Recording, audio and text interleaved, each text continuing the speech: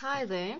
Okay, so this is a video response to Bad Form DesteniProductions.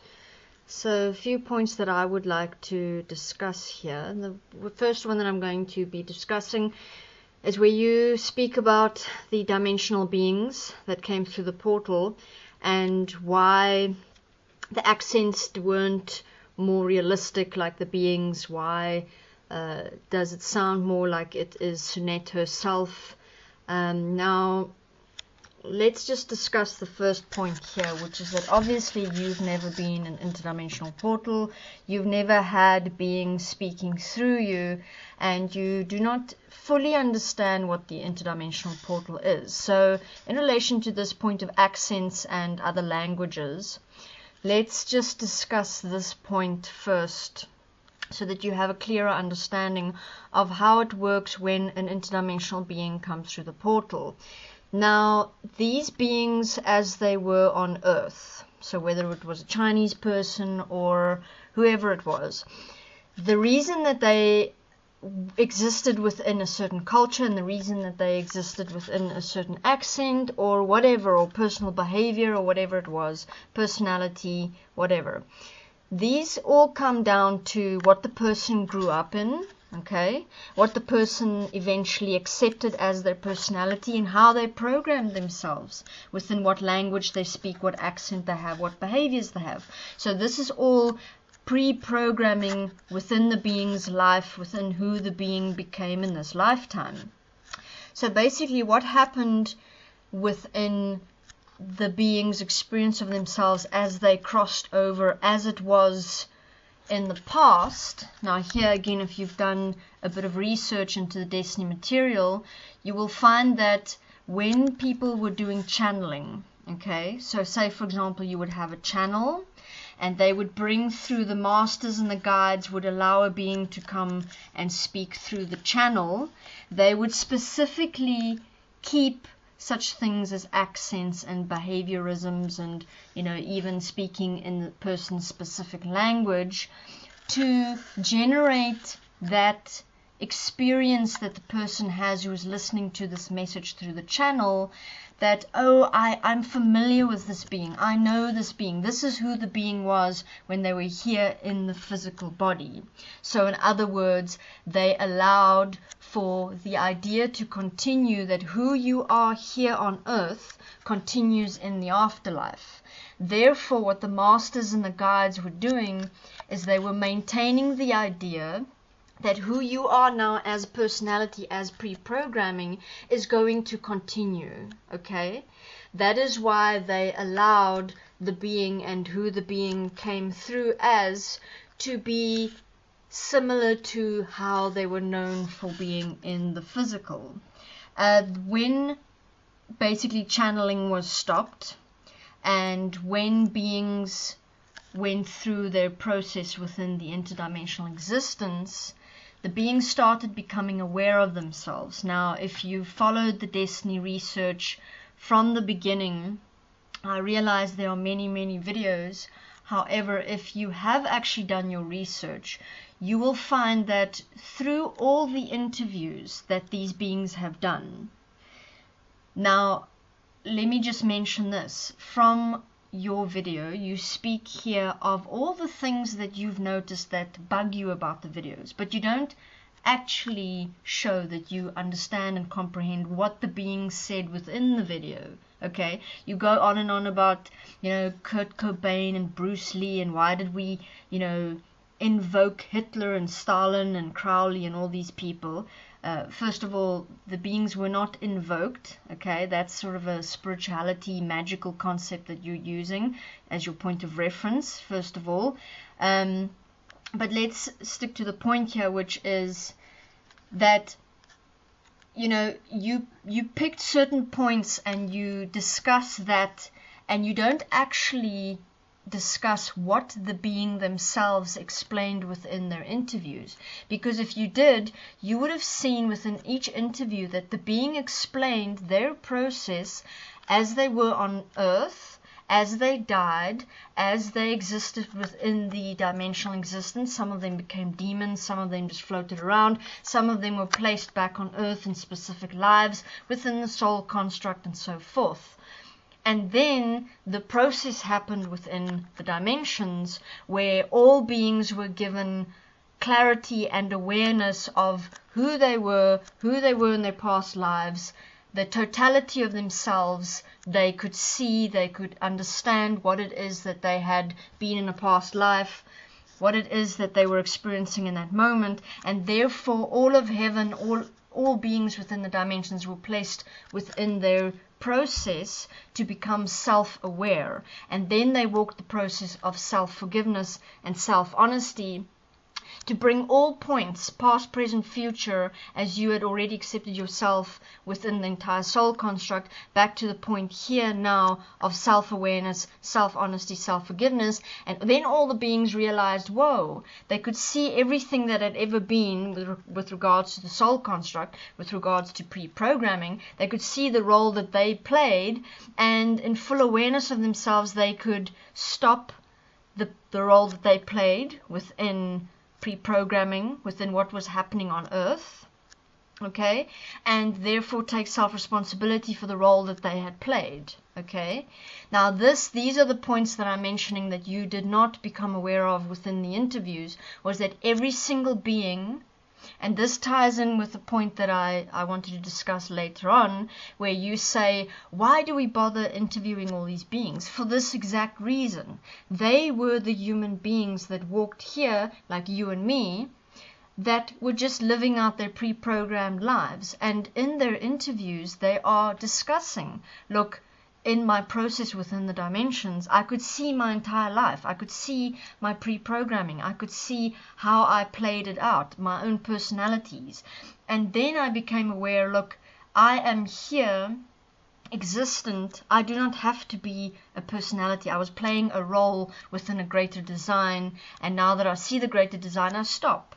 Now I can start considering, whoa, what is it that I am standing for as life here to stop the cycles of the soul construct, whereby I'll just get recycled and I'll go into my next life so that I play my part within consciousness, trapping beings further into our personality designs and remaining therefore within the current system. So that is why we interviewed all these beings, because we want to show humans that every single being that has ever existed has only been a program, and that every single dimensional being, and this ties us back to the point of why they come through the portal and they don't have funny accents and they don't have their special little behaviors, other than slight details that you've become aware of, is specifically because these beings have dropped the act, you could say. Okay, they realized that that was just a personality suit, and that they are no longer that, and that they could see all the connecting points of how they played their role, and they stopped. Therefore, within the interviews, they were able to speak to you like I'm speaking to you now, clear. Just me, here I am, I'm speaking to you. They don't have to have a special voice or a mannerism. In the interviews where some of the beings came through and they expressed specific personality traits, like Kurt Cobain, for example, and many others, but let's here mention Kurt Cobain because you specifically mentioned him in your interview. But the reason why we have Kurt Cobain, for example, coming through and he had aggressive mannerisms and he was bouncing around a bit in his chair was specifically, you could say, to target and to communicate and connect with the beings who had related to Kurt Cobain. Now you're saying that, oh, Kurt Cobain wasn't really about all of this aggressiveness, really? Have you actually looked at Kurt Cobain as he was here in his life?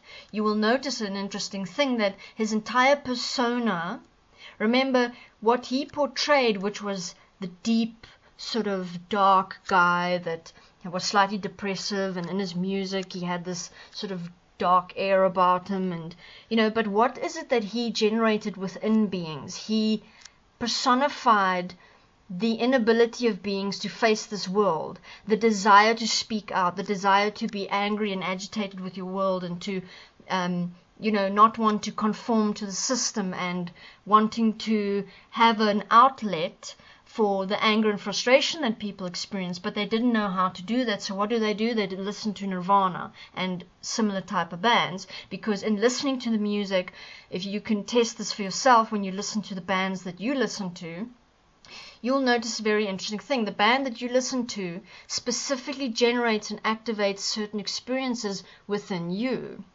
So that is why you listen to that band, because that band activates and allows you to experience specific experiences of yourself. That's why you claim you dislike other bands or other types of music, and in fact when you listen to it you go, ugh, and you get like this yucky feeling in your spine, and you're like, ugh, I don't like this band. That's because you're not resonating to what that person is singing about. You're not resonating to what the musical instrument is busy generating within you. You want to listen to the music that allows you to experience joy, sexuality, anger, depression, whatever it is. So Kurt Cobain, even though he was mostly deep, dark and mysterious, within the youngsters that listened to Nirvana, allowed them to be stuck in and stagnate in their own frustration and agitation, and to sort of exist within their bubble of, feeling indifferent and agitated about the world. Therefore, when Kurt Cobain came through in his interview, what is it that he did? He did the one thing that people don't actually want to acknowledge they are doing when they listen to music like that. He went crazy and he was like, you people are just vampires. You people are just sitting around feeling sorry for yourself, indulging yourself in your excessive thinking and emotions and feelings, and it's just about you. It's just about your energetic experience.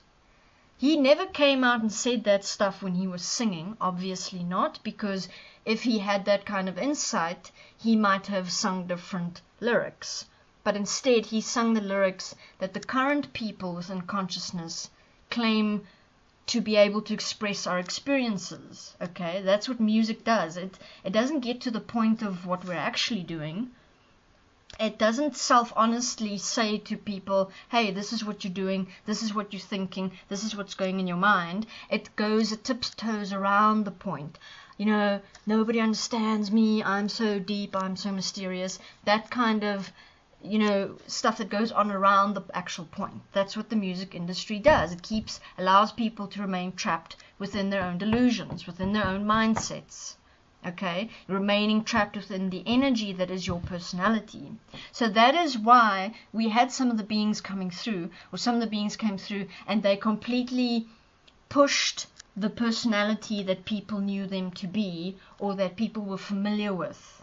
Okay, then discussing, I was this, and in the interdimensional existence, when I faced myself in full awareness, I became aware, but I'm not actually speaking out. I'm not actually standing up for anything. I was just a program, running, talking, singing, writing books. But I didn't actually know what I was doing. I was just going according to my pre-programming. So that's tying in with your questions about why did we have certain beings coming through. Some of them were inappropriate. Can we not just express our message clearly? If you have actually watched all the videos that we've done through DesteniProductions, Destiny Prod Demons, and bernardpoolman, and all the members of Destiny that are involved, you'll see that many people have done videos by leading by example. We did interdimensional videos through the portal in the beginning to show beings what was going on in the afterlife, that those people who were adored and looked up to for the personalities that they were, they came into the afterlife and then were placed within a process of self-awareness, and then went, oh, I'm just a program. We did this as well with recent crossovers, okay, where we had beings that had recently crossed over. Normal human beings come through the portal and explain, wow, this is who I was, I lived there, I died in a tragic accident, this is what happened, wada wada. So we took it from many different angles because we could. We've communicated with plants, animals, every single thing within existence we've interviewed. Then we had all the interviews done by bernardpoolman. We've had all the interviews that are being done and have been done by the members who apply the Destiny tools. So if you are referring here to lead by example, you've got many examples of people who've taken the tools for themselves and we've applied it for ourselves. We've seen where we are not effective in applying the tools for ourselves. We ask questions where we are not sure of what it is that we are not doing, effectively, and that's what the forums are there for. But we keep writing, we keep applying ourselves, we keep testing the information for ourselves. That's why we have forums, we have chats, we all work together as a group asking questions. So leading by example, there are hundreds of examples of that. And the last point that I want to discuss here is you saying that you hope that our internal hopes for a positive world will come true, but that there's no need for this sort of negative approach. Now, by this negative approach, you are referring to basically in your interview mostly to stuff like Kurt Cobain, stuff that's in your face, as I've just mentioned now. That was examples that were given of the beings coming through and saying, look, this was my personality. And this was my personality design, and it wasn't real. It was a program to keep the rest of you trapped in hope and trapped in not standing up for life, not standing up for yourself, remaining the same as you are currently right now. The thoughts and the experiences that you have, which make up your personality. I existed as a celebrity and as my own design within consciousness to keep you trapped. You looked up to me and went, but look at him, he's quite cool for who he is, or she's quite cool. These are people that are adored within society. Okay, so whatever they do reflects who I am, and therefore I'm not going to change because nobody else is changing. That's why we had the famous people, if you want to call it that, come through to actually give their perspective and say, look, we saw who we were on earth, what part we played, and now we've stopped. Therefore, some accents were brought through, but I mean, it was, as a part of the being that they kept within the dimensional existence, because within this process of telling their story, they had full access to themselves and full awareness of who they were, and therefore they could utilize, you could say, that awareness of themselves as they were here to be able to convey the message. Okay, and as for a negative message, let's look at anything that you experience as being negative is the definition that you've given something. I think something is positive, which means if I look at that thing, or I think of that word, or I say it, or I participate in it, I get good feelings in me. My energy goes from whatever it was to a good energy. The same with negative. If you then come across the opposite polarity of that same thing, you feel bad. Now, this is not what we're doing to you. Destiny and all the people that apply the Destiny tools don't make you feel negative. You make you feel negative because you've attached a negative value to the things that we say. So let's look at the things that we say. We are coming across to some people as being negative because what we are saying people do not want to hear.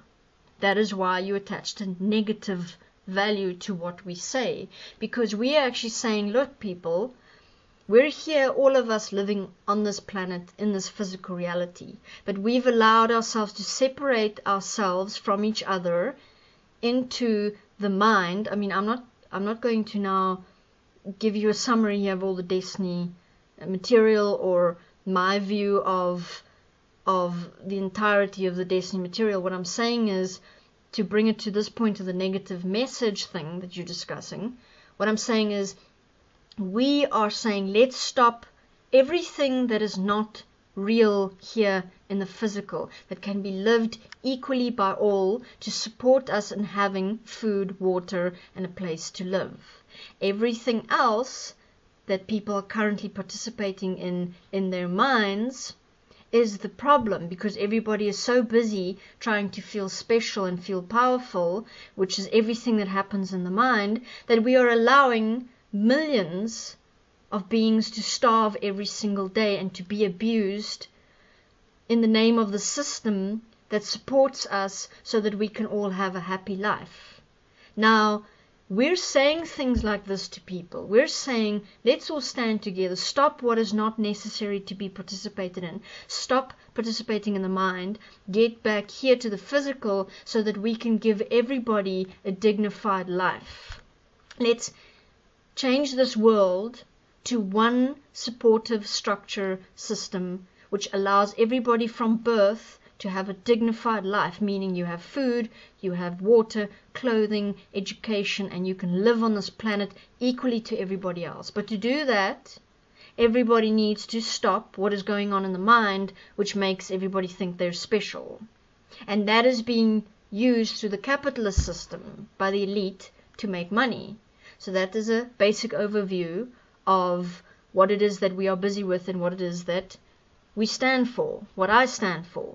So that is being heard as being negative because people don't want to let go of the old system. They don't want to let go of what they value. Therefore, when we say things like, love is currently not being lived and applied in this world, therefore love is not real, people freak out because love is supposed to be a good word. But where is it good? It's good within relationships, it's good within marriage, it's good within family structures, and those are people who can all live happily and love each other in their little happy bubbles. Stuff the rest of the planet that is starving and in war and being abused. Your love that exists in your comfortable little relationship bubbles, that's what you call love. The guy who is trying to survive and protect his family doesn't even get to experience the same utopia bubble that the elite of the world get to experience. And when I say elite, I'm not talking about Paris Hilton and the rich people of the world. You and me are the elite because we have everything that we need to live a comfortable life. We have a home, we have food, we have water.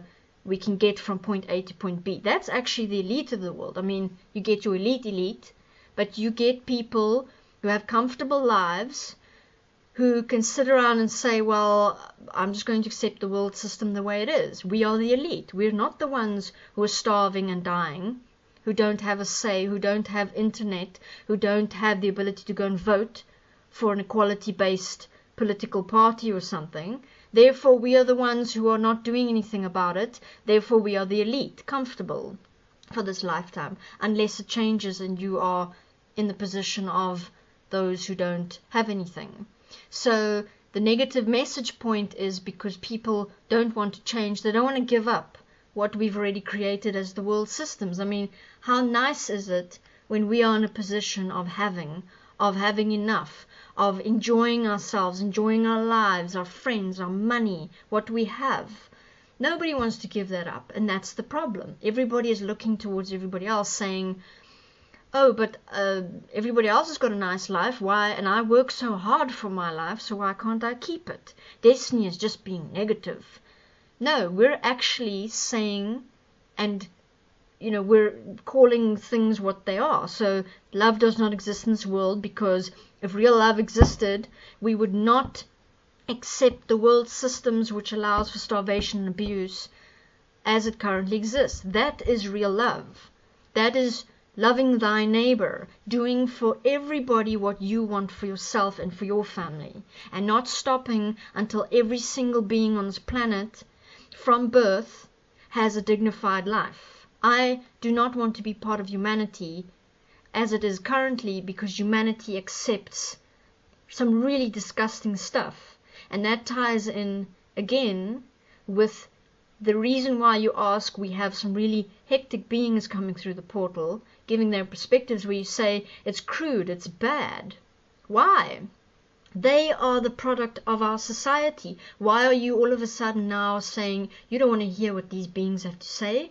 They're bad. Hitler is so bad. But look at what this being is saying. He's coming through and he's completely explaining what he did, why he did it, the systems involved, what he saw, and I mean, he applied self-forgiveness. I mean, if you watch all the videos that was done by Hitler, or as we ended up calling him Mikey, you would actually see that this being walked all the necessary steps of self-realization to get to the point of considering, okay, that's what I did on earth. Those were the reasons. Now I now consider what is best for all. And I do not stop doing what is best for all within where I am now until it is done.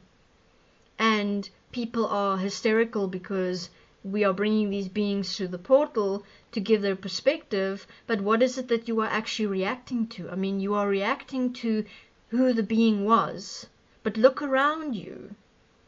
Every single human being on this planet has that within them.